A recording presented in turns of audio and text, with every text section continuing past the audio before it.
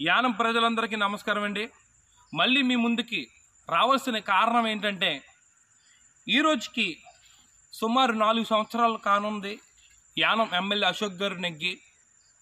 ఆయన ఇచ్చిన మేనిఫెస్టోలో మన దగ్గర ఉందండి, మీరు చూడొచ్చు ఒకసారి.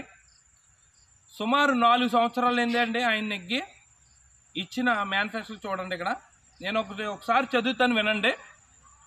యానం నియోజకవర్గ ప్రజలకు స్వతంత్ర అభ్యర్థిగా పోటీ చేస్తున్న గొల్లపల్లి శ్రీనివాస్ అశోక్ ఇస్తున్న ఎన్నికల హామీలు ఇక్కడ చాలా ఉన్నాయి, కానీ కొన్ని మాత్రమే నేను ఇప్పుడు చదువుతాను అనుకుంటున్నానండి.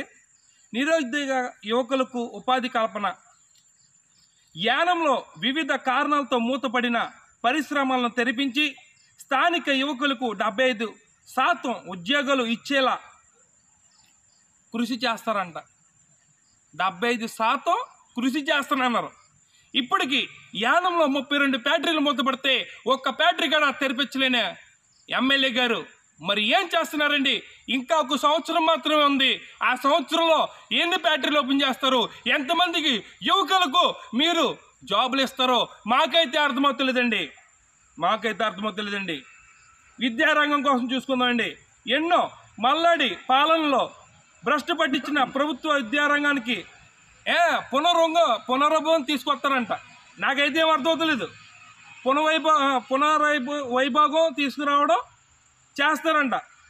మల్లాడి కృష్ణారావు గారు మరి ఏం అన్యాయం చేస్తారో మాకైతే అర్థమవుతలేదండి. ఆ అన్యాయం చేసి మీరు ఏమైనా పబ్లిక్గా పెట్టగలరా అని నేను అడుగుతున్నానండి. ఇంకోటి చూద్దాం. మహిళల అభివృద్ధి అంట చూద్దామండి. 3వది, ఉదయాన్నే నిద్ర లేచిన వెంటనే ఇంటి పని వంట పనితో బట్టలు ఉతకడం ఇబ్బంది పడుతున్న పేద మహిళలందరికీ వాషింగ్ మిషన్ ఇస్తానని చెప్పారు. ఈరోజు మీరు ఎందుకు ఇవ్వలేకపోయారు వాషింగ్ మిషన్స్ అని మేము అడుగుతున్నామండి.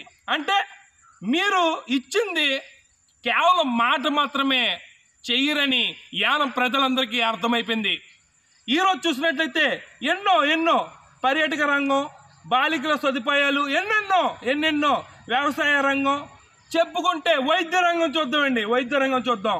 ఇది మెయిన్ పాయింట్. ప్రభుత్వ ఆసుపత్రుల్లో విభాగాలకు స్పెషలిస్టులు వైద్యులను శాశ్వత పరిమితం నియమించుట. అంటే ఇప్పుడు దాకా ఒక మొత్తిచ్చే డాక్టరు మన యానం హాస్పిటల్లో లేరండి. గర్భిణీ స్త్రీలకి ఆపరేషన్ చేయడానికి మొత్తిచ్చే డాక్టర్లు లేరు.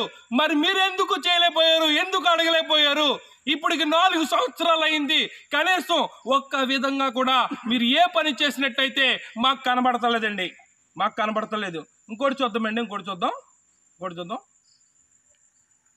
అన్నీ చూద్దామండి. అన్ని రకాల వైద్యులను యానం ఆసుపత్రులనే అందించే విధంగా రిఫర్ టు ఆసుపత్రి లేకుండా చేస్తానన్నారు. రిఫర్ టు కాకినాడ లేకుండా చేస్తానని మీరు స్వయంగా ఇచ్చారండి.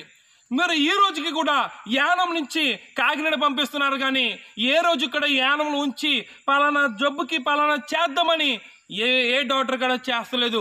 మరి దానికోసం మీరు ఎందుకు కృషి చేయలేకపోతున్నారో మాకైతే అర్థమవుతలేదు. ఇంకా ఎంత దారుణంగా ఉందో చూడండి. ఎన్నో విద్యుత్ రంగం అన్నారు, ప్రభుత్వ ఉద్యోగాల సమస్యల పరిష్కారం అన్నారు, ఎన్నెన్నో అన్నారు. ఈ రోజుకి కూడా ఏ పని చేసినట్టు కూడా లేదు. మీరేమన్నా ఉంటే మల్లాడి కృష్ణారావు గారు ఆపేస్తున్నారు అని చెప్తున్నారు.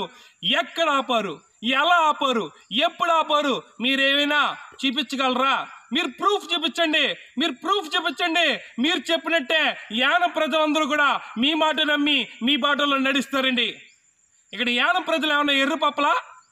మొన్న నేను ఒక విధంగా మల్లాడి కృష్ణారావు గారిని మేము కలడానికి వెళ్తే ఆయన్ని నేను ఎన్నో బూతులు, ఎన్నో దారుణమైన మాటలు తిట్టాను. నేను ఎన్నో బూతులు, ఎన్నో దరిద్రమైన మాటలు తిట్టాను. ఆయన దగ్గరికి వెళ్ళడానికి నాకు అదోలనిపించింది. కానీ వెళ్ళిన తర్వాత ఆయన ఒక మాట అడిగారు, ఏంట్రా ఎలా ఉన్నారో, మీ పరిస్థితి ఏంటని అడిగారు. మాకైతే 2 రోజులు అన్నం తినబుద్ధి అవ్వలేదండి.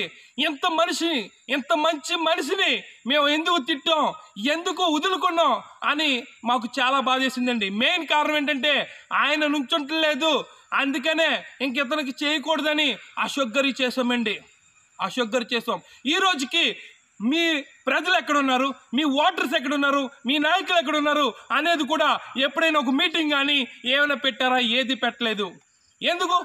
ఎందుకండి కేవలం ఓటు వేయించుకుని మీరు ఎమ్మెల్యేగా నెగ్గి మీరు కోట్లు సంపాదించుకుని యానం ప్రజల్ని ఓటర్గా చేసి పేదవారిగా ఉంచేసి ఈరోజు ఉన్నవాళ్ళు చేసేసి మీరు ఏం మాట్లాడుతున్నారు సార్? మాకైతే ఏమర్థమవుతలేదు. ఈరోజు యానంలో కానీ మల్లాడి కృష్ణారావు గారు కానీ లేకపోతే యానం పరిస్థితి ఎలా ఉందనో మా అందరికీ ఇప్పుడు కనిపిస్తుందండి. నిజంగా ఇప్పుడు కనిపిస్తుందండి. ఈరోజు చూసినట్లయితే ఇక్కడి నుంచి యానం నుంచి పాండిచ్చేరి వెళ్ళాలంటే, మళ్ళీ పాండిచ్చేరి నుంచి యానం రావాలంటే ఒక 2 రోజులు నీరసంగా ఉంటుంది. అలాంటిది ఆయన ప్రతి నెలలో అక్కడ 15 రోజులు 20 రోజులు ఉండి తిరిగి అనేక కార్యక్రమాలు చేసి వస్తున్నారంటే నిజంగా అంత పెద్ద వయసులో కూడా ఇంత బలమైన సంకల్పం ఉందంటే నిజంగా ఆయనకి మా పాదాభివందనాలండి. ఈరోజు చూసినట్లయితే కనీసం నీ ప్రజలు ఎక్కడున్నారు, నీ ఓటర్లు ఎక్కడున్నారు అనేది ఇప్పటికీ కూడా మీరు మాట్లాడిన పరిస్థితి. యానం ప్రజలందరూ చూస్తున్నారు. నిజంగా ప్రజలారా ఒకటి గమనించండి, ఈరోజు యానంలో నిజమైన వ్యక్తి ఎవరు కాదు మీ యానం ప్రజలు అతి తొందరలోనే బుద్ధి చెప్తారని ఓటుతో నేను చెప్తున్నానండి. ఈరోజు చూసినట్లయితే ఇలా గిరిపేట నుంచి ఎంతో చేసిన వీళ్ళు కూడా రామకృష్ణ అని వాళ్ళు కూడా పెద్ద ఫ్యామిలీ ఉంది. ఇంకా గిరిపేటలో చాలా మంది సాగుతున్నారు.